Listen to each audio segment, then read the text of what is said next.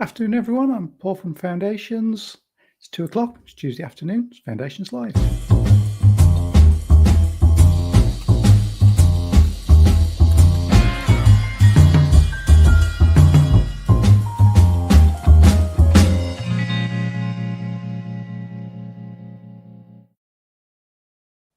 So today we're talking about basically helping the public to help themselves, whether it's kind of strength-based, universal services, or just helping them to help themselves. We've got a range of topics that you'll find interesting. We'll be hearing from Rachel Russell Foundations. We'll be introducing kind of universal services and a kind of background and research on that. Then we'll have Une from Surrey, who will be talking about their strength-based approach to kind of OT services. I'll be showing you some of the updates that we'll be doing to the AdaptMyHome site, which is kind of the website that we provide for the public that are looking for DFGs and home adaptations. And then last but not least, we'll have Sam Lucas from Diversity, who will be talking to us about the Home Adaptations Installer Network. So you'll hear from all of them as we go through the afternoon. Foundations Live! Right, before we start, just a few bits and pieces as always. If you haven't been to one of our events before, Foundations is the national body for home improvement agencies and disabled facilities grants in England, and we're funded by the Ministry of Housing, Communities and Local Government. So if you want help with anything home improvement agency, disabled facilities grant related, we are here to help you. If you're looking for closed captions, they're available on social media through LinkedIn, Facebook, or YouTube. And if you're watching on our website, if you scroll down towards the bottom of the page, you can find the links that take you directly to our feeds for closed captions. So a few things that we've got coming up, or just to tell you about. The nominations are open for the National Healthy Housing Awards, but they close very shortly. So if, and I'm sure you're doing great services and have great people where you are, if you want to get that, have that recognised at a national platform, at an award ceremony in December, you're kind of running out of time to get your nominations in for this year. We've got an AI agent that you can use to kind of enhance your report and get you within your word count and whatever. So try to make it as easy as possible for you to put together as compelling an application as possible. So if you're doing good things, then please do share them. I mean, sometimes people are doing great things and don't realise it, but if you think you're doing something good, then it'd be great to see it as an award entry and kind of potentially give you a national award in December. So please have a look at that. All the details are on the website. And talking of awards, the DFG Champions Roadshows have been shortlisted as Trade Show of the Year by the BHTA, which we're very excited about. But if you want to join the roadshows, we've got we kicked them off in Southampton last week. We got the first play of the DFG Champions board game, which went down very well. People want to carry on playing it over lunch. It went down so well. So if you'd like to come and join us, we're in Wolverhampton tomorrow. Now that's a little bit short notice, but yeah, if you want to come and join us in Wolverhampton tomorrow, if you haven't booked a ticket, come along. We've had a couple returned yesterday. Then we'll be in Liverpool next week, and then in October we'll be in Sheffield, and we've got 2 dates in London. Waiting lists are open for all those if you would like to join us. We've had some really good sessions, and particularly one on high cost adaptations. And if you've seen today, the Law Commission have produced their report on disability and children and made some recommendations around DFG. And what they've said very much aligns with the high cost adaptations protocol that we've produced that we'll be talking about at the roadshow. So please do come along if you want to find out more about that. So as usual, if you've got any questions or comments, please do use the comments box as we go through the 4 sessions this afternoon. And yeah, looking forward to having a really good afternoon looking at how we can help people to to help themselves. So first up, I'll welcome back Rachel. Foundations Live. Right, let me bring your slides up, Rachel, and hand over you to talk through kind of what the universal offer is and how that applies to AdaptMyHome. Yeah, thank you, Paul. Right, okie dokie. So let me just move my slide along.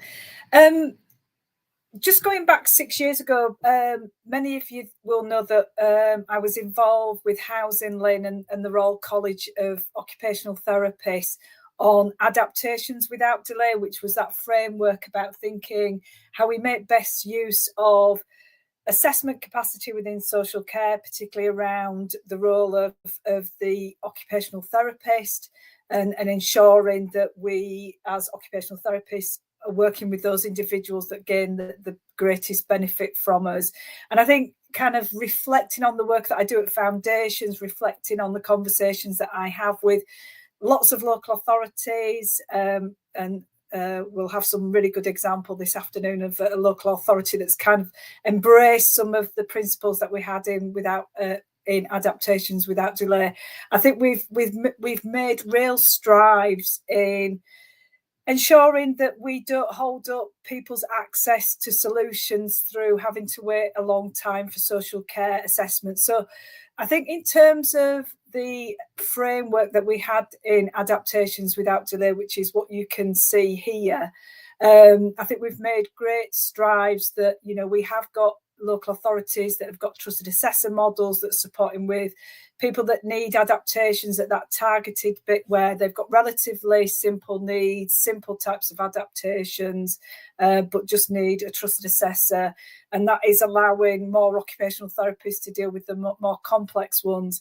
I think where we have got further opportunities to gain, I guess, is at that universal element of the framework that we had and looking at how we ensure that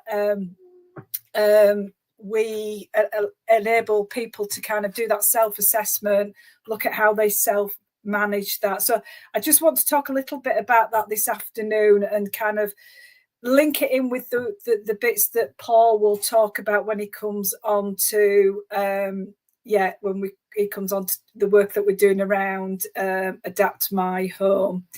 So just moving on. So we always have to have a challenge slide, and the slide that shows that the challenges that we've got across local authorities and within the system. None of this is new to anybody here this afternoon. We have got an ageing population. We've got a population that we know has got more complex needs, as well as actually people that have got relatively simple needs. We've got an ageing population, so we're going to have more people with relatively simple needs. So what we know, we only need to look at the Delta data, that we've got that growing demand for home adaptations and equipment, particularly for that cohort of older people that, you know, haven't got significant needs, but perhaps need just some simple solutions just to help them age in place and support that aging process. What we know from Bath Out 2, the randomised controlled trial, we've got the webinar that we did back in the summer on the findings of that, is what we know is the longer people wait for adaptations, the more costly they are to the system, because as they wait, they end up using more health and social care resources, and actually the effectiveness of the solution isn't as effective as it would be if we got those adaptations in really, really quickly.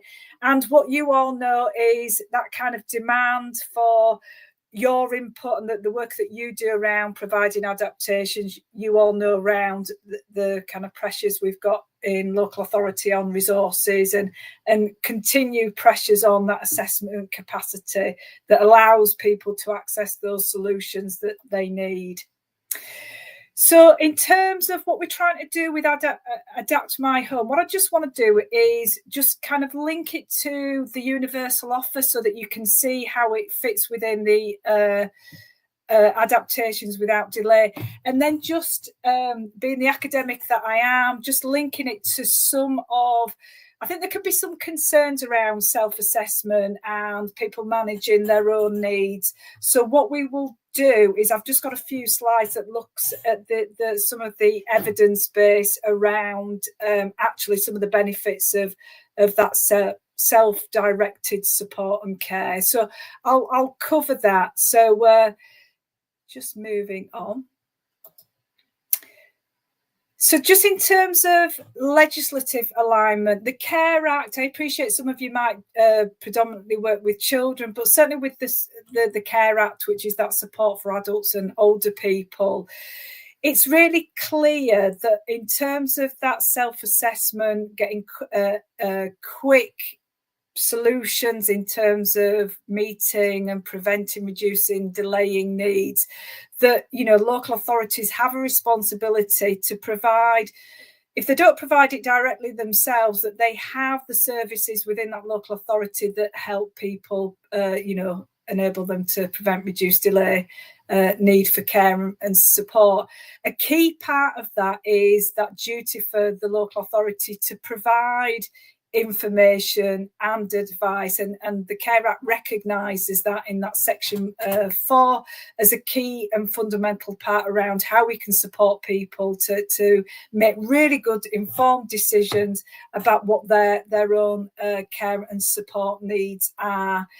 And it's really clear that lots of people, they just want information and advice. They don't necessarily want the kind of, you know, having social care come in. You know, lots of people, if they're given the right information, the right advice, can actually make really good decisions for themselves. We all do that, don't we? We think about our own lives and what we do in terms of, obviously, not only just managing our own health and care needs, but every kind of thing that we do in terms of looking at information on Google. More and more of us are using AI to support some of the stuff that we do in our own lives, not just around health and social care, but around lots of decisions that we need to make. And, you know, getting the right advice, you know, if we can do that research ourselves, we can often deal with a lot of issues ourselves.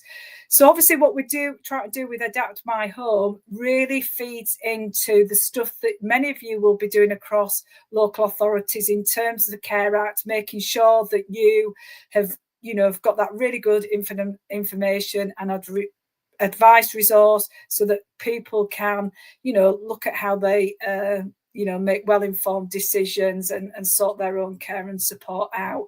So we certainly believe, and as Paul goes through later on this afternoon about the work that we're doing on the website, that you'll see how we see feeding into that offer that you can provide as a local authority. Certainly the stuff that we're doing with AdaptMyHome really sits again in terms of the policy alignment that the government has. So as you know, a few months ago, the government published its NHS 10-year plan, and it's music to all our ears in terms of it's moving from, you know, hospital care and really championing that sickness to prevention. We all know that housing is often a root cause of disability and ill health, and what better way that we can support people and tackle that root cause of ill health by, you know, enabling people to get that quick access to equipment and adaptations. Also in that 10-year policy is that drive, if we're going to move from that sickness to prevention model, is that need to focus on early intervention and self-care capabilities. And I think what we have to recognise is often as people experience the changes with ageing, they don't always jump straight and think and pick up the phone to speak to social care often. And certainly when we look at our metrics around who has been using AdaptMyHome, it isn't people that would normally go straight to social care. It's people that are on the internet having a look, you know, Googling, how do I do adaptations, and finding our website. So again, it's those people who wouldn't traditionally see themselves as needing social care advice, but just want really good advice around what they can be doing to their home environments to ensure that environment supports them as they age and as they cope with the aging process. So again, I feel that AdaptMyHome is that really good resource that supports that drive that the government has around early intervention and enabling people to do the things that they want in terms of self-care. And again, what is really good about AdaptMyHome is it's empowering people to look at what their needs are and actually take control rather than kind of waiting for social care to swoop in and deal with all the issues. It's empowering the person, it's empowering families to make some really simple decisions, get themselves some really simple solutions to support themselves. And again, one of the things that it talks about is recognise that prevention needs to happen where people are living, and one way that we're going to do that is obviously public health doing their bits and pieces, but also it recognises the importance of digital tools. We live in a digital age. I appreciate that we do have individuals that aren't digitally connected, and we can't forget about those people, but many of us now, I'm in my early 50s, I'm going to be of that generation where I'm going to be more likely to use those digital tools to manage my own health and social care needs. So it's kind of thinking about what's going to be happening over the next 10, 20 years as my cohort of generation kind of come through, and we're looking for that good advice, which hopefully AdaptMyHome does. So as I say, Paul will talk a little bit more about AdaptMyHome, but it is about providing really good, accessible information, providing some really, not about providing templates about how to do your bathroom, but just really good kind of design guides, design principles, providing that early intervention and really supporting people before they get to crisis point, when they are kind of doing a bit of Googling on, what can I do to help myself? I need, my bathroom's getting more difficult. So providing that really good support before people hit crisis point. And again, it's giving people choice and control, enabling them to find the solutions that work with them. And we already know that lots of people come to AdaptMyHome that don't naturally see themselves as needing to access social care. So I think that's something that is important to remember, that people are actually using our website even before they think that they need that. So at least having that really good advice there enables them to get really good advice. I think any self-assessment, any self-service types of resources, I think there is always that concern about people falling through the net, and I'm sure Jon is going to speak a little bit about that. But being the academic, I have looked at the evidence base out there. This particular study, the English self-assessment pilot study, it is, I think, about 10 years old, so it is a little bit dated.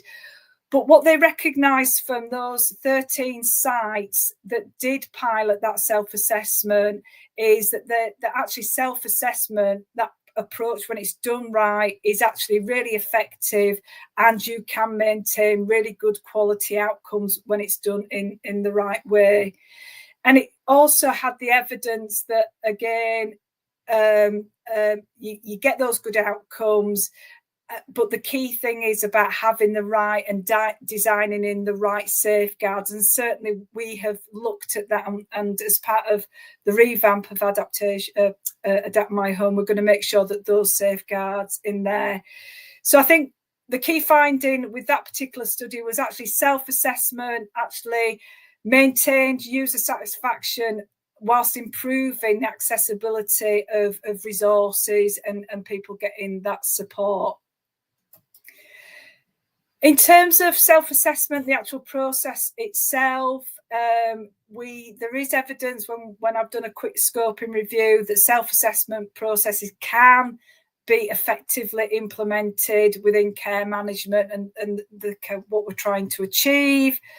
We don't see a particular fall off in terms of if it's done right, user satisfaction, and often they when it's designed well, actually report positive experience of using those digital tools. And again, going back to the previous point, that self-assessment, we still achieve good outcomes whilst improving the access to those solutions that people need, rather than sitting on a waiting list. And again, the evidence around that providing universal services is that so those services that are directed to the general public, not necessarily for people with targeted or specialist needs, is that self-assessment supports your Care Act duties. So by doing, by thinking about signposting people to AdaptMyHome, that it is a way that you can demonstrate meeting your Care Act duties. I think when we look at when people access our website, it isn't between 9 to 5. It is often people looking at the website at 10, 11 o'clock at night. So again, I think the benefits of things like AdaptMyHome, you've got 24 hours a day, 7 days a week accessibility to really good information and signposting to solutions that we know work for older and disabled people. So those traditional barriers of, well, you're only going to be able to get advice when you can ring the front door at social services, you're removing some of those barriers. And as I've mentioned a couple of times, we know that people are accessing our website that wouldn't necessarily traditionally see themselves as needing social care. So again, get that support in early, then often we can hopefully prevent needs escalating. So Paul's going to talk a little bit about this, but when we've looked at that universal offer, I just want to give you some reassurances that it kind of provides two pathways. One of the pathways through the assessment tool, the interface where people ask questions, is it will provide tailored recommendations based on what the person is completing around what potential solutions there are, and then signposting to really good quality assured suppliers, etc. It does have, we talked about built-in guardrails so that we, hopefully avoid people slipping through the net. So there are within the algorithm and the assessment, it does pick up those questions where, oh, actually you're needing more a different pathway to access more specialised, more targeted or specialised support from social care and health.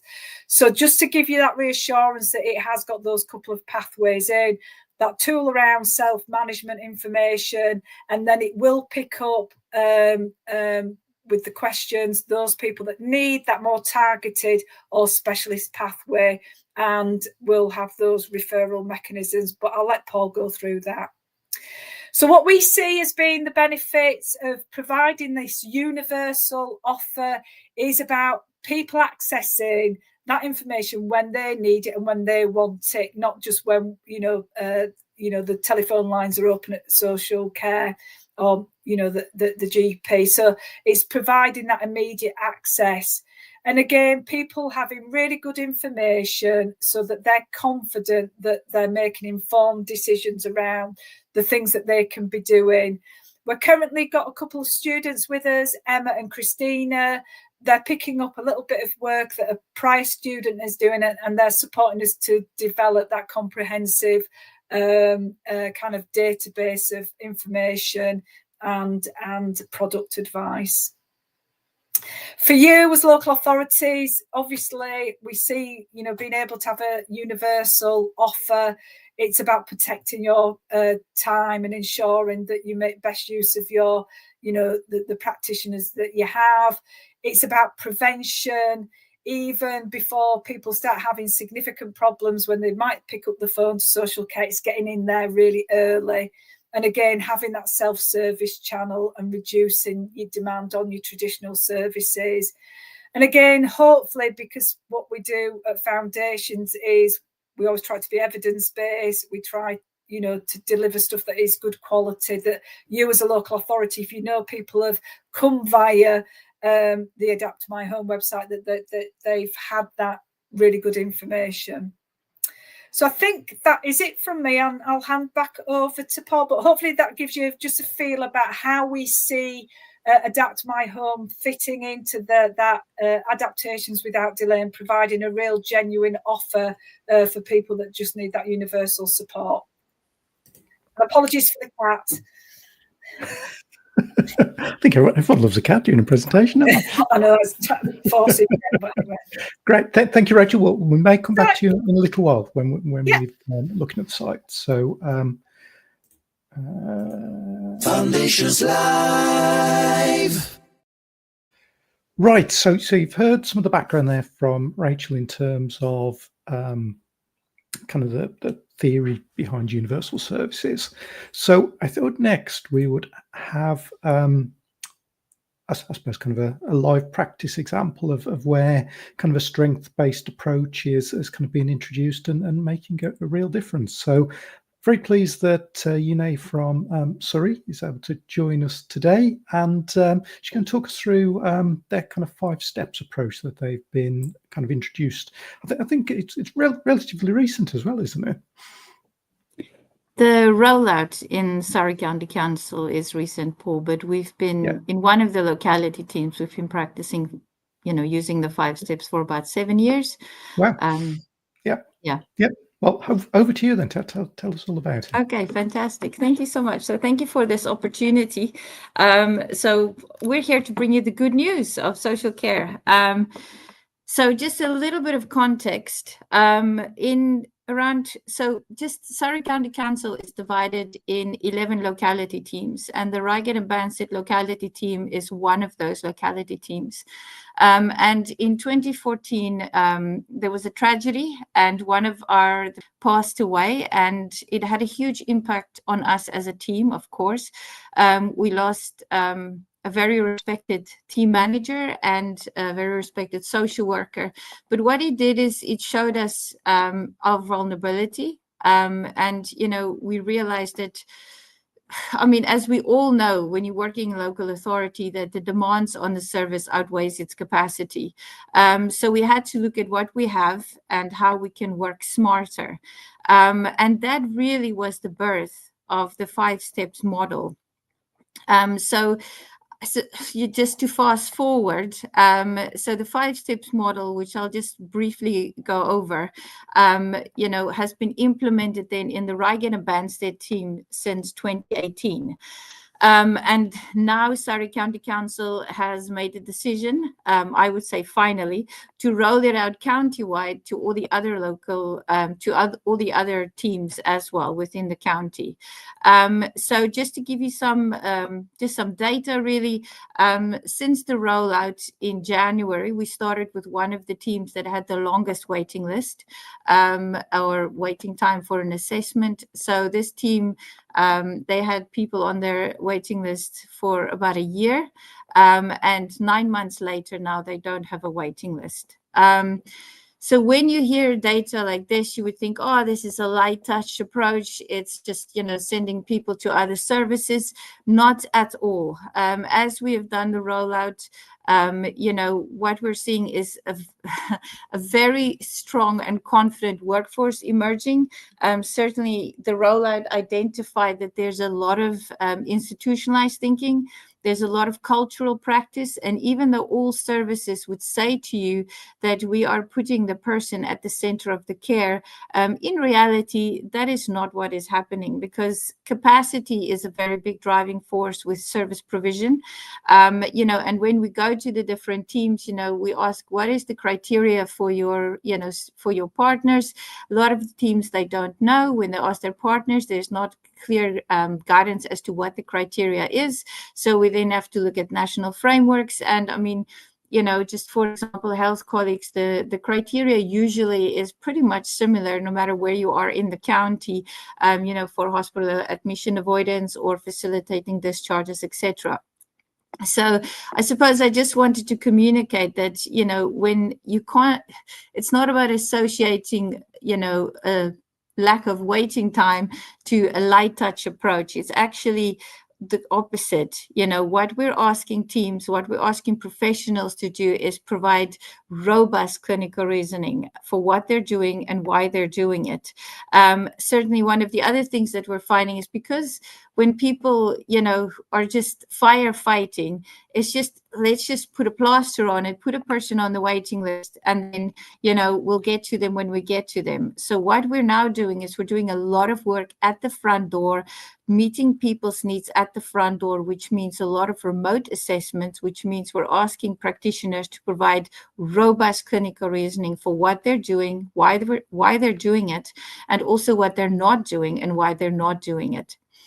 So just again, some statistics, so 80% of all incoming referrals to the service we're now dealing with at the front door. And so there's about 20% of referrals that get the full-on face-to-face assessment. And I say full-on face-to-face assessment because there's 5 steps, and step 4 is a quick visit. So even though that is a face-to-face assessment, that is still done as a part of the front door.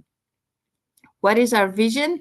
Our vision is to bring order in health and social care. Now, you would say that's a very ambitious vision, but then I would suggest, well, it's very ambitious to suggest that there's a locality team without a waiting list, and that has been our reality. So our vision is very much based in reality, with the person at the very center of that care, which is the first thing that we consider is which service is best placed to meet this person's needs. Rather than looking at capacity, we're looking at actually which service would meet this person's needs. So for example, does the person need rehab before we then would recommend any equipment? And by recommending equipment, we could potentially create a dependency on that equipment. So where there's a need for rehabilitation, we would then refer to the services that would provide that rehabilitation. Or if it's an acute health episode, whereas in the past, our duty workers would just run out and do that emergency visit and provide potentially a hoist, which could then facilitate deconditioning because we as a locality have then managed that risk. Our health colleagues will potentially put that person at the back of their waiting list. So actually what we've done long term, we facilitate the deconditioning rather than to refer that person because they're experiencing an acute health episode to our health colleagues, which is the best place service to meet this person's needs. Our vision in terms of the workforce is to create a very confident and competent workforce that is very, skilled in pretty much every remit of the service that they need to provide. I'm convinced that we don't need more people. We just need people who are absolutely confident and competent in what they're doing. For example, if you have one confident worker, they could potentially do more, if not the same as 10 people who are not confident or, have the training that they need. And then, of course, for the people that we serve, our goal is to provide a good, proportionate, and effective service for them as soon as we possibly can, and not to put them unnecessarily on a waiting list. So there's a lot to talk about when we talk about the 5 steps. I mean, first of all, there is the 5 steps, and what are they? And then the second thing is, well, what are the principles underpinning those 5 steps? Because when you hear what they are, it's very basic, but actually putting it into practice is it's a change in culture. It's a change in how people approach a conversation. It's a change in how they record their clinical reasoning. It's a change in their thinking. It's identifying their blind spots because of institutionalized thinking, cultural practice. We've all developed a lot of blind spots and we don't know what we don't know, right? So you need somebody actually to point out, well, have you considered this? So it's a very challenging experience actually for the teams when we do the rollout, because they feel like they're being questioned, and we are just asking them to actually explain their clinical reasoning, and it's been actually quite difficult to see the clinical reasoning on the records, but that's another story. Okay, so what are the 5 steps? And I'm talking very fast. I'm very aware of that, but it's simply because this can be a very long conversation, and I'm sure there's not going to be enough time to cover everything. but step one is simply signposting. So the statistics indicate that about 50 to 60% of what the teams are doing once we've done the rollout is the signposting. Now, signposting, there's two elements to that. There's the first element of, very basic signposting. So that's for services to know what, services are available in their area. So, for example, if there's any handy person schemes that the people can have access to, whether that's paid or unpaid, whether they can self-refer or whether they need a professional to refer. And there's potentially work that localities can do to enable self-referrals to these services or to develop these kind of services in their areas. And then there's the second element to signposting that can involve quite a lot of difficult conversations. So, for example, how we relate with health. Our health colleagues, I already mentioned, when we consider which service is best placed to meet this person's needs. So certainly in Surrey, in some of the areas, what we've discovered is that, all hoist provision was, adult social care had to do all hoist provision. So, for example, then our UCR colleagues, they would go out and assess a person, identify that a hoist is needed, then refer to adult social care for that hoist provision. And then adult social care would go out, assess that person who already has been assessed to need a hoist, but because we then have to do our own assessment, we go and we do the same assessment twice, whereas instead we could have potentially gone and assessed somebody else, and instead of actually between health and social care, assessing two people, we only achieve 50% of our potential because we keep assessing the same people. And then what happens, this person, what we could have gone out to assess, then their needs escalate and they end up on health's caseload, and then or going into hospital, having to be discharged with a package of care. So not only it's costing us, the whole service as a whole, money and resources, it's then, we're having to pay for a package of care that potentially we didn't need to pay. We're having to pay for the OT assessments that we potentially didn't need to pay for the same person twice. So it's just causing unnecessary strain on the service when we keep duplicating the work. So very much one of the goals of the 5 steps is also to reduce duplication. So that is very, very briefly in terms of signposting. Step 2 is, of course, ordering equipment from duty, so remotely. There's a lot of, again, people find this difficult because there's a lot of skill involved in having, to order equipment remotely. As occupational therapists, even as you walk up to somebody's doorway, you're scanning the environment. You're seeing what the access is like, are there any rails? Are there any steps? And then when you meet the person, you kind of connect their functional ability with what you've already seen.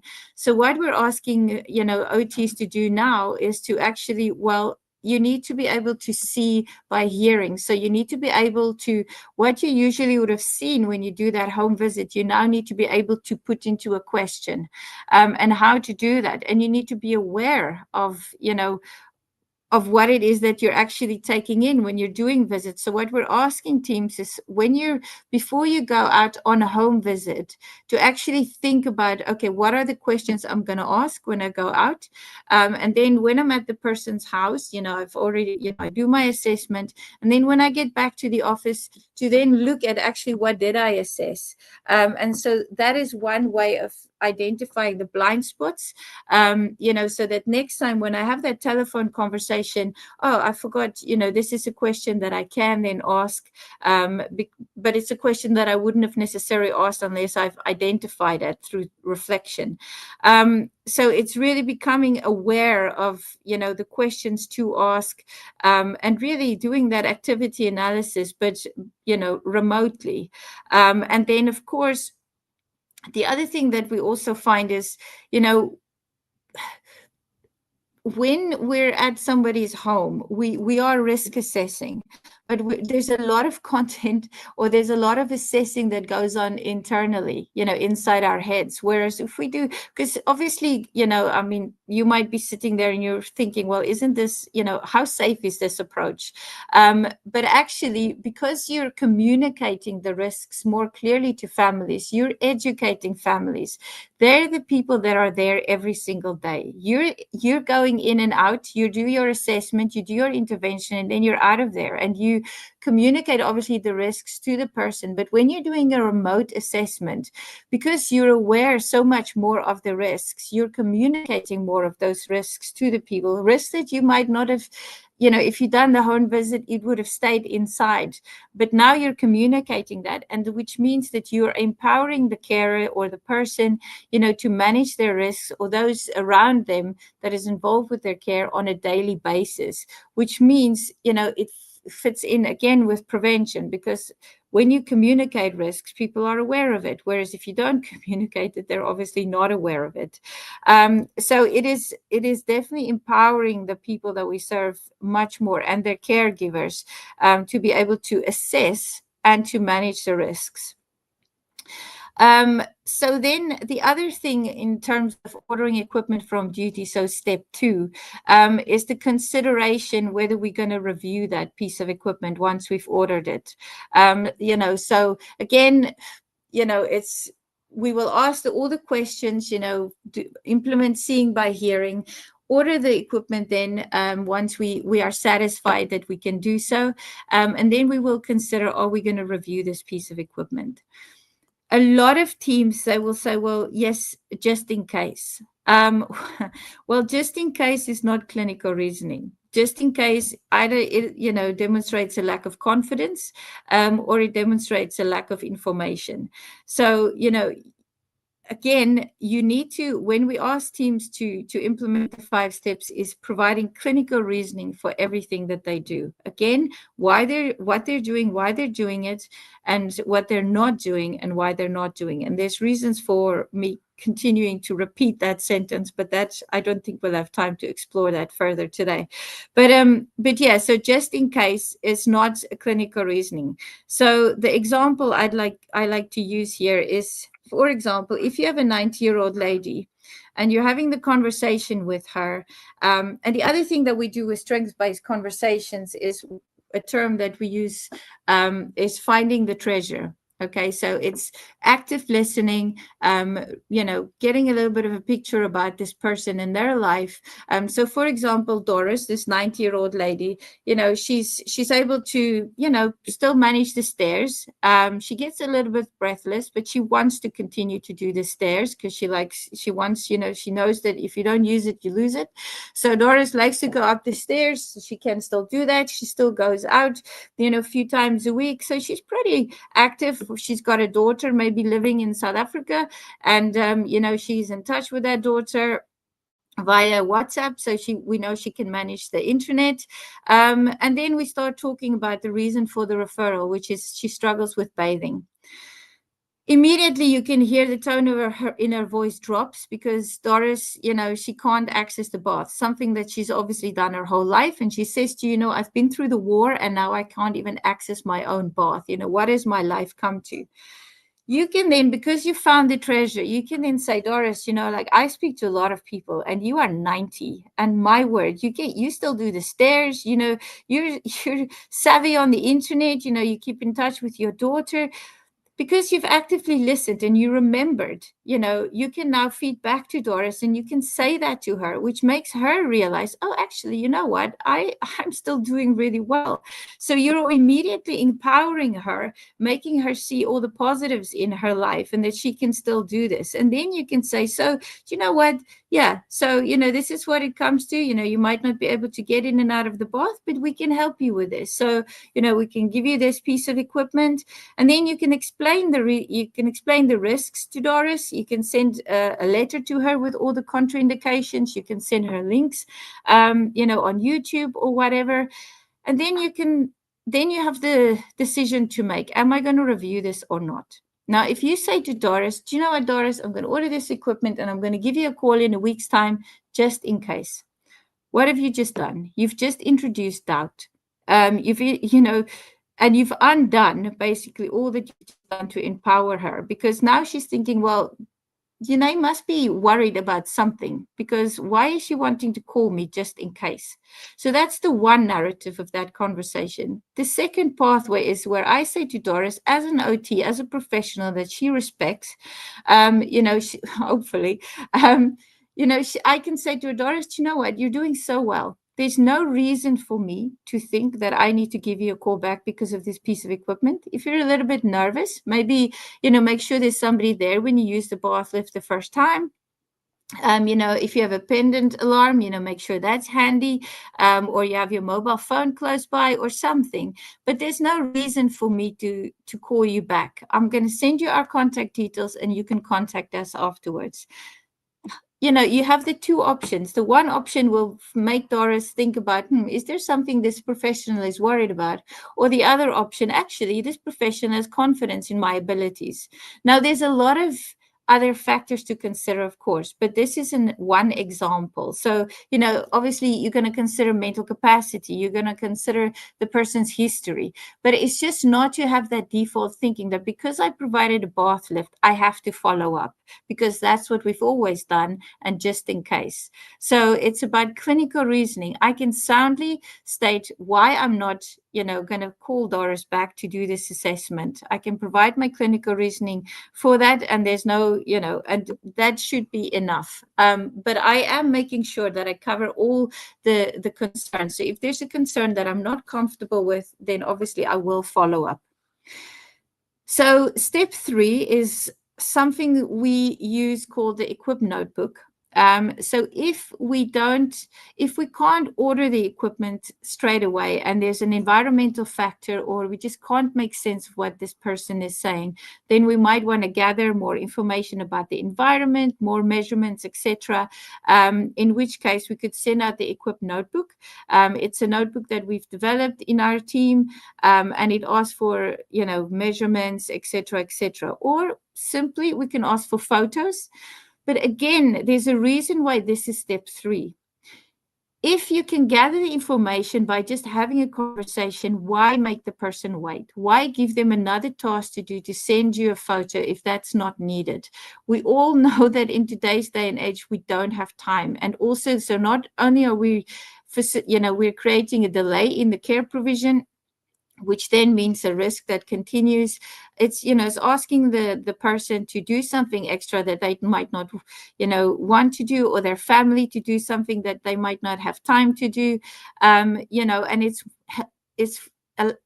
we as a service then needs to wait as well until we get that information. So if we can provide that need without getting that photo, then that's the best option.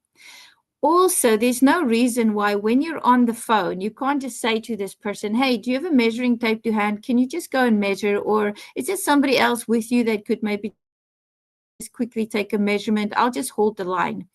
I was talking to one of the teams and they were saying to me, we can't ask somebody to use, they're 80.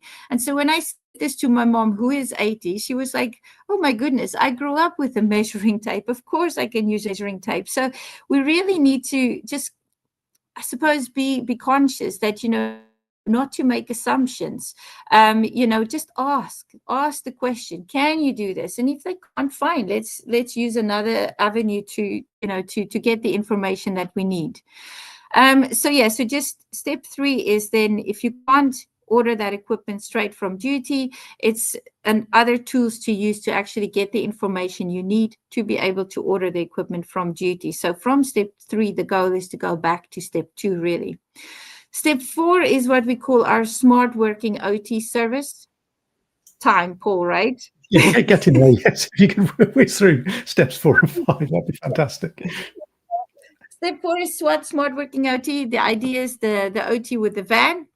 So it's, if there's any other factors to consider, for example, hoarding, or, if the person doesn't engage, we might want to send somebody out really quickly to do a face-to-face assessment, and they can then take that equipment out, trial and assess the equipment, and also obviously do the review at the same time, come back to the office and order the equipment.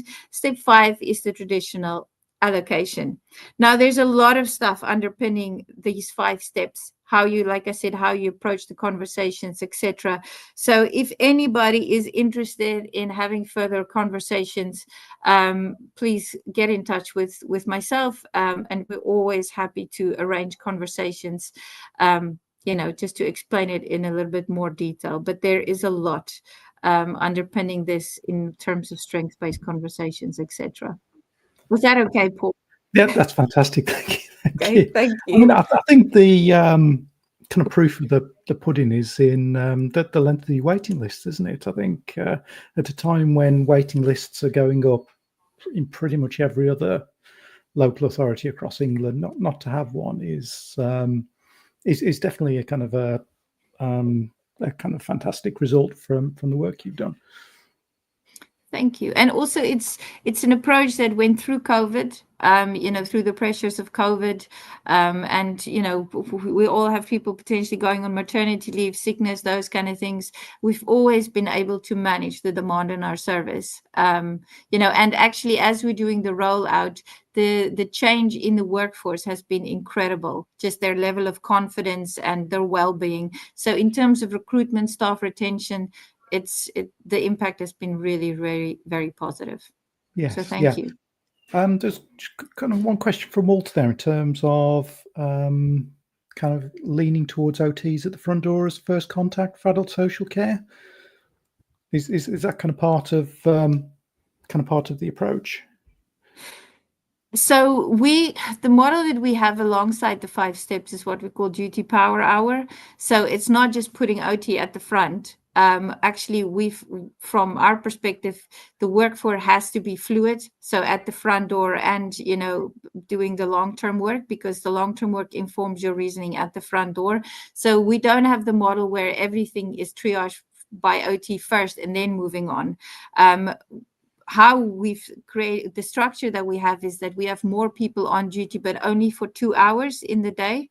So that creates optimal performance because, if anybody's done, well, I'm sure most people do duty all day long. By the afternoon, you can't even think straight anymore. So your productivity really reduces. So what we're doing is we're putting more staff on the front door, but for much shorter periods of time. So you achieve much more in a shorter period of time while duty is covered. So you're staying on top of the work coming in the front door, and you can do more at the front door. So we're now chasing people rather than people chasing us because they're not waiting for our assessment. We're waiting for them to provide us with the information that is needed. So I hope I understood that question correctly. Yeah, I think so. So thank you for that. I'm sure it's something we'll be revisiting, and it'd be great to kind of get you back at on a future Foundations Live when we can kind of perhaps have a deeper dive into some of the aspects of the service and perhaps think through the kind of the whole kind of assessment process and kind of the kind of different pathways that people go through. I think that'd be really useful. And certainly lots of encouraging comments in the chat as well. So lots of people interested in that. So thank you for joining us this afternoon. Thank you. If there's any more questions, I'll come back to you in a few minutes. But for now, thank you very much for joining us, Sinead. Thank you. Foundations Live. So I think that's very good, isn't it? Very good. I think we'll definitely come back to that in the future. So as kind of Rachel said earlier, we've been looking at the AdaptMyHome site that version 2 we kind of developed back in 2020. And we've been kind of looking at how we can make a few tweaks to it. So I'm going to give the caveat here that it's still very much a work in progress, and with the developers, so kind of the paint's kind of virtually still wet, and there's still things to do like kind of updating the logos and things. So it's still a work in progress. But I just wanted to share with you some of the things that we've been working on. So this is so the logo isn't correct there yet, but it's set into 3 parts: advisors, householders, and local authorities. So for local authorities, you will be able to check the information that we hold about your service and then give us an update make sure that we've got the right details that we're given to the public if they're searching for local authority contacts. And I'll just pop in the chat here. I'll do that in a minute. I'll pop in a chat in a little moment, the current information that we have, so that you can update it if you've got that available. One of the other things that we're about to launch is the Home Adaptations Advice Network. And the idea behind this is that there's people in Age UK, CABs, other advice organisations across the country where the public go to for advice. And sometimes they're not always as up to speed on kind of DFGs and home adaptations as they might be. So we're going to provide training, ongoing support to advice organisations around DFG, which will be kind of providing free of charge, so training resources, ongoing support, and we'll also have a listing on this site, so that if members of the public want kind of independent advice and support, they'll be able to go to this site and find it. So that will be, we'll be starting to recruit advice organisations later this year, and then they will be searchable via this particular site. But the main bit of the site is always the bit for the public. So we've got 6 tools that will be available kind of at the top here. So the should I adapt or move tool, which will be added in below here, is a kind of a decision-making system where you can put in whether you'd like to stay or whether you'd like to go, and it helps you kind of weigh up the different options that you might want to look through. They can check if you could get a grant bit is a lot of what Rachel was talking about earlier, and it's something we're working on at the moment in terms of going through a series of kind of questions. And again, kind of links into what Yune was talking about in terms of signposting people to other resources, if that's more appropriate. The Find and Installer box will link to the Home Adaptations Installer Network, which you, if you haven't already heard about that, we'll hear a little bit more in a few minutes' time. The Find Your Council page will allow somebody to put in their postcode and find the contact details for the local authority.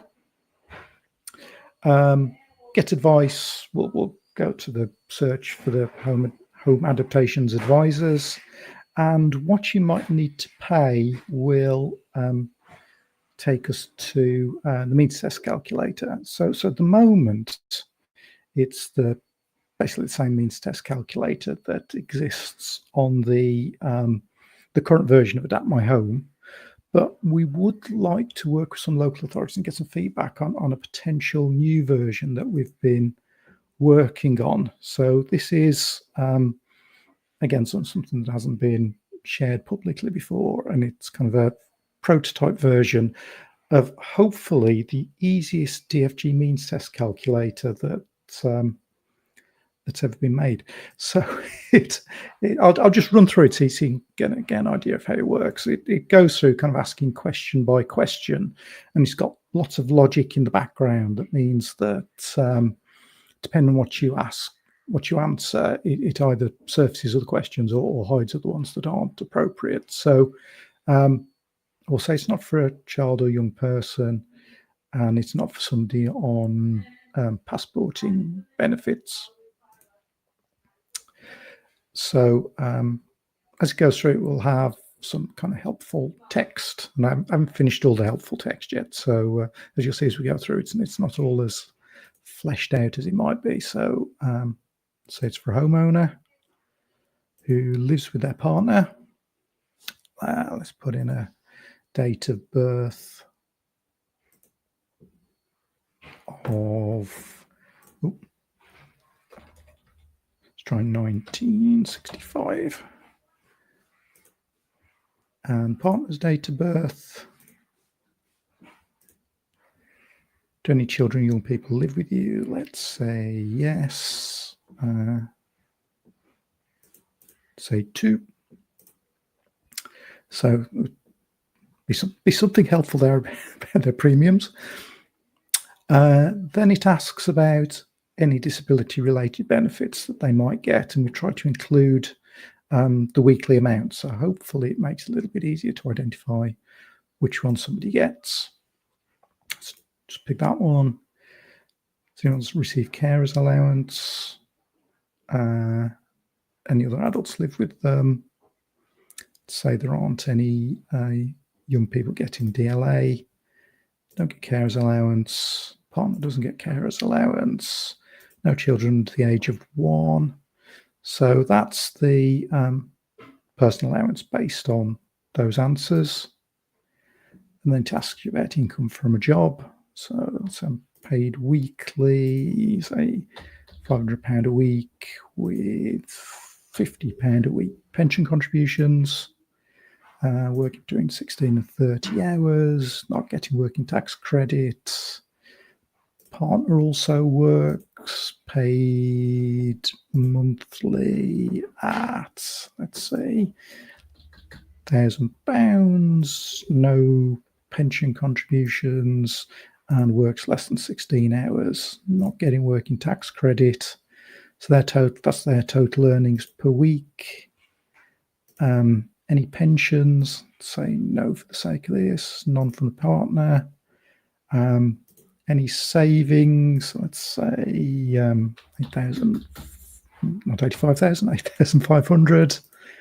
And say partner hasn't got any, and say there's £2,000 in a joint account. So based on those figures, this particular fictitious couple has a contribution of £162,000, which is quite a few questions there, but we tried to break it down into only the ones that apply, and try to make each one as simple as possible. You see, there's kind of more text to go in to help people through the calculation. But if anybody's interested in helping us to kind of test and develop this further, then please do get in touch.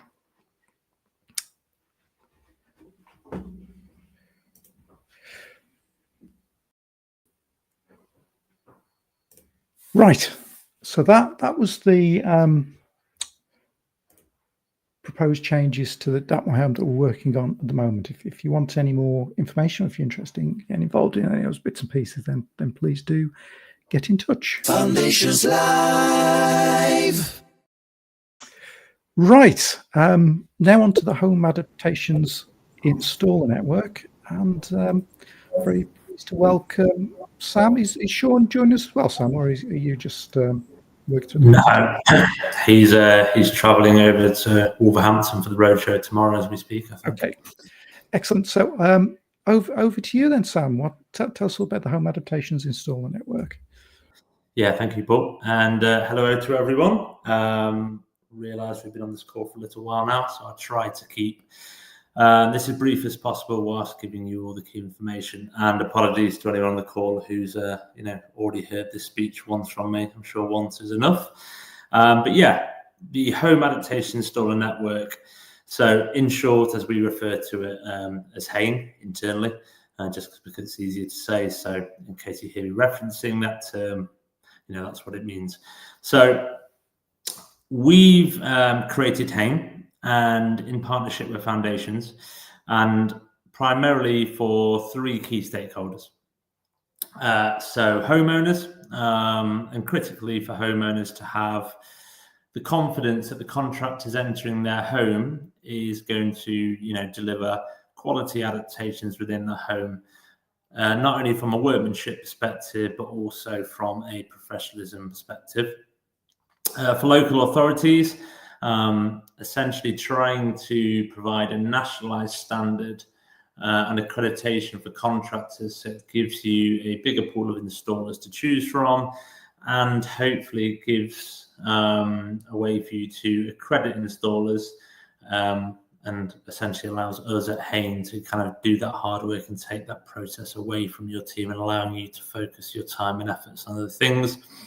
And obviously for the contractors or installers, they're going to get the benefits, of being part of the scheme, which is, links into different local authorities, access to the able to pay market, etc., and other benefits that we've designed within the membership. So really how this all started was a few years back, and conversations with Paul at Foundations and his team, and then really going on to the road shows. Oh, sorry, I've clicked on there.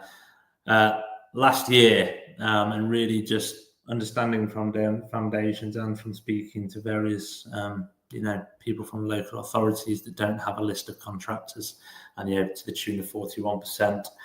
But not only that more authorities needed more contractors for many, approved frameworks they may already have. And I think from speaking to local authorities over the past couple of years, just really establishing that not having sort of the variety of contractors. So maybe local authorities having contractors who can carry out works for level access showers, but not having any contractors for extensions, etc. So really what we're trying to do again is create that centralized standard for our authorities, so that authorities, I suppose in the fullness of time, have the same criteria. But having said that, also working with different local authorities to understand their requirements and provide the contractors that they need. So, as I mentioned, we partnership with Foundations. You'll know a lot about Foundations, so I won't spend any time talking about them and Paul, but you won't know so much about diversity. So I myself work at Diversity, and we are essentially experts in construction. So since 1999, for the last 25 years, we've worked closely with different manufacturers and organisations, not only specifically in construction, but also really nichely in construction, to develop a range of accreditation, registration, and recommend sort of a trade person schemes. So with that in mind, it was really the perfect partnership with Foundations, who are the experts sort of in the home adaptations and DFG space. And as mentioned, we essentially worked with a lot of household names to create these different recommended trade person schemes for various household names within GBI. And that's creating the schemes, the processes, the manuals, to the onboarding of applicants to members, the assessments, the reassessments, and just the day-to-day operations of running those schemes. So we worked on this one Foundation for 2 years or so now. We launched as of April 2025 out to market, and we are currently sort of in the, I suppose, the onboarding phase. We have 70 plus contractors now who are currently onboarding at various stages in the vetting process, which I'll go through. And we're at various stages of working with different local authorities to kind of bring this to life for them as well. Just another thing to mention is that you may have heard of Trustmark, the government endorsed quality standard. We ourselves are a Trustmark scheme provider. So two things really. When we accredit members as being Hain accredited, they'll also get the Trustmark badge and accreditation benefits that come with that. But it also holds us to standards as an organisation to make sure that we meet certain criteria for carrying out assessments. So we will use that as sort of our base standards, and then we'll build on that to build out the assessment process to make it specific for adaptations work. So the vetting process, it's broken down into 7 steps, and really we've, in sort of the research phase, we worked with different local authorities, but also Foundations and our experience to basically come up with these different 7 steps and the criteria that's expected. So it starts off with that first step of initial contact and criteria check. We ask for things like public liability, minimum of 2-year workmanship guarantee, IBGs, health and safety certificate in terms of SSIP. And if they pass those things and they, we can move them forward, or if they can't pass those things, we'll look to help them do so. But really then they'll start the application process. So completing the application form in terms of personal, business details, customer references, etc. And they're also adhering to the code of practice, which is critical to sort of our rules and regulations and what we expect of a member when carrying out, adaptations work within people's homes. Alongside that, they provide the supporting documentation to prove what they said within that criteria check. And we as a company, so we have a dedicated team based in Nottingham. Our customer service team essentially carry out all the checks in terms of DBS checks. So anyone that's going to be entering the home, we use customer references to vet, what they're saying is true. We carry out financial checks via Companies House and credit references. We do a monitor of online presence in terms of, are they signed up to any of the accreditations? Have they, got any reviews?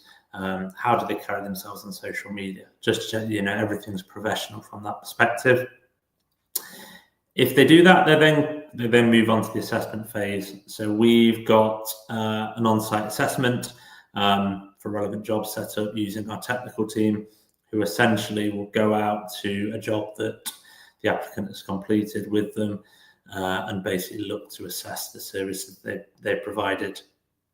As a starting point, we're looking to start with level access showers or bathroom adaptations, grab rails and access ramps. Because on the initial research, they were the most critical things for local authorities, but we'll be expanding into extensions and other works soon. But really a critical part of the assessment is not only going out assessing on the day, but also looking at the photos provided throughout the jobs being assessed. So a level access shower may look great, beautiful shiny tiles, but actually what's behind there? What does the pipework look like? Is it going to stand, the test of time? There is a caveat to that if we're working with a local authority to assess, their initial list of contractors. So let's say you may have a list of 10 contractors and you want to use them going on and then build on that, with a larger sort of installer network, or you just want to use Home as your accreditation system for your framework. Great. So if you already have sufficient sort of evidence of that contractor being well versed in, adaptation, DFG work, etc., then we may be able to forego the assessment. Because while we're looking to ensure that we have a quality standard, we don't want to put up unnecessary sort of barriers, to getting contractors onboarded for you as well. There's also best practice training, which is mainly for applicants who aren't that well versed in DFG work, which Paul has created, which is like an online test. And then from there, if they pass all of that, they'll become a member. And it's just really that reassurance that we will carry out the continuous quality checks with our dedicated team in terms of customer feedback, periodic reassessments, annual background checks, etc., etc. So just to bring it back in terms of the positives for the various stakeholders, for the local authorities, that's the fact that we are providing a service where we can accredit your existing installers, so almost provide Home as that ability for the framework, if you will, that your installers are going to be assessed to a very high standard. It's also a route that if you already have a framework set in place, that you can use Home to bolster your supply for DFG work, but also as a route for your applicants within your local area who don't qualify, and therefore we're going to be serving the able to pay market. And we'll look to sort of make that service a bit more live once we've got the AdaptMyHome site, and once we have a national supply. We can make that more available to homeowners through something like a directory system. Obviously, installers come with the various guarantees. Throughout the members' tenure, we'll be constantly conducting and ongoing monitoring of them. And On the rare occasions, we're well versed in complaints. We have access to resolution ombudsman, and we will look to work with all parties, so not taking any sides, but acting as that neutral body between homeowner and installer, and local authorities where need be, to basically help resolve complaints. And the other key benefit of the local authority is there is no formal agreement. There is no payment that you need to make. It's our contract is with the contractor. Householder proposition, won't spend too long on this, I think it's fairly obvious, but they're getting trusted contractors to come in their home who are going to carry out, the highest levels of workmanship and professionalism across the start to end of the project. In terms of the contractor proposition, it's the fact that they're going to be part of the Home Adaptations Installers Network and the Trustmark network. So for the membership cost £40 per month, and if they need their assessments, it's a one-off cost of £200 for the assessment. Having been speaking to various local authorities and contractors, this seems to be, very well received in terms of reasonable price. That will be our starting price. That may develop over time, so we may look at a system where we charge more to larger sort of contractors because we're having to assess them more, etc. But looking to make it as simplistic as possible right now. So really they're benefiting by being able to, work for local authorities and access, a large amount of DFG work. They're going to have a link into the able to pay market. They'll have their profile on the Trustmark website also with, thousands of searches every year. They'll be able to use kind of the logo and the accreditation on their, on all of their, whatever it may be, their vans, their promotional materials, etc. And they'll also get a full range of trade savings and discounts, which are to the tune of £700 per year. So yeah, that's it for me really. And hopefully that gives a good summary of what Hain is all about and how it could be potentially benefit your local authorities. But if there are any questions, I'm happy to answer them. Great, thank you, Sam. There's a couple of questions pop up. Yep. Yeah. So I think it's kind of one of the issues that we found is that that there aren't that many contractors out there with the ability to do adaptations, and providing a resource for the public is kind of key part of the project, isn't it? Yeah, I think I'm just reading some of the questions now, but in terms of Walter Brazil's question around supplies being taken off. Yeah, in terms of the application process, we ask for a full list of employees and subcontractors they're using. Obviously, it's a very difficult thing to police, but as soon as we are aware of something or contracts or standards are slipping. So there is no set way in terms of how quickly we will suspend or terminate a member, because every case is really quite specific depending on what it is. But it's certainly something where we'd work closely with local authorities if that contractor was associated to them, to basically understand what was going on, why potentially standards were slipping, and if they were using unapproved subcontractors. So it's certainly something we look to sort of quickly take action with. And the fantastic news, Tavana, is that it's totally free. There isn't a fee for local authorities to use it. So I think it's pretty much a no-brainer if you kind of manage your own list at the moment. Sam and his colleagues can do that for you completely free of charge. There's a small charge for the contractors, but less than they probably paying for alternative accreditation elsewhere, Sam, I think. Yeah, what I'll do is I'll copy our details into the chat. So if anyone does wish to get in touch, just reach out via email, or all of our details are on the website, which I'll put into the chat now as well. So yeah, more than happy to have more detailed conversations with any of you going forward. Yeah, if anybody's interested, please do get in touch. Yeah, we'd like to get every local authority across the country so that you can use it. You've got a very safe, robust way of accrediting contractors, and members of the public across the country can also have access to contractors rather than having to kind of go to whatever the modern equivalent of the Yellow Pages is, or to kind of the back of the national newspapers for a walking back. So yeah, but please do get in touch, and we'd love to get you signed up to the Home Adaptations Installer Network. Yep. Thanks, Right. Bob. Thanks everyone. Foundations Live.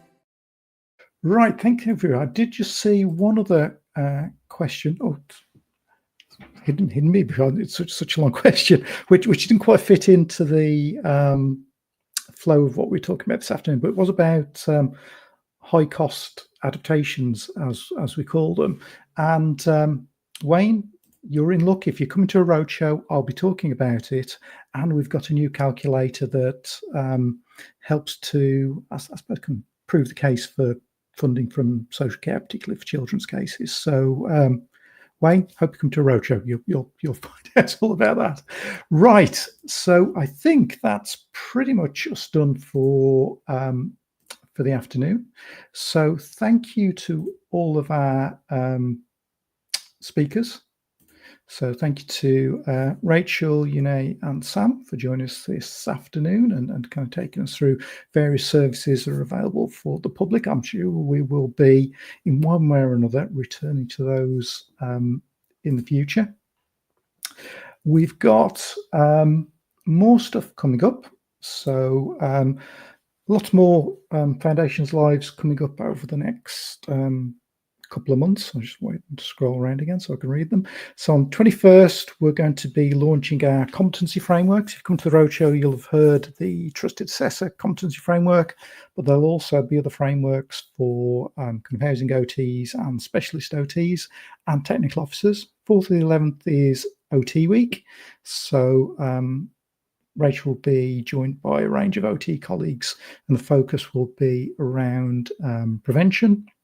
18th of November, we'll be doing our kind of annual Foundations Live on warm homes or cold homes, or making cold homes warm. And on the 2nd of December, we'll have a session on how to design better adaptations, including a new online adaptation sketching and design tool that we'll be launching. So lots more exciting stuff coming up. Thank you for all joining us today. I think some really useful stuff today. So hope to see you again soon. If you want to come and see us in Wolverhampton tomorrow, we'll be at Grand Station from 10 o'clock with the roadshows. And yeah, we'll see you all again very soon.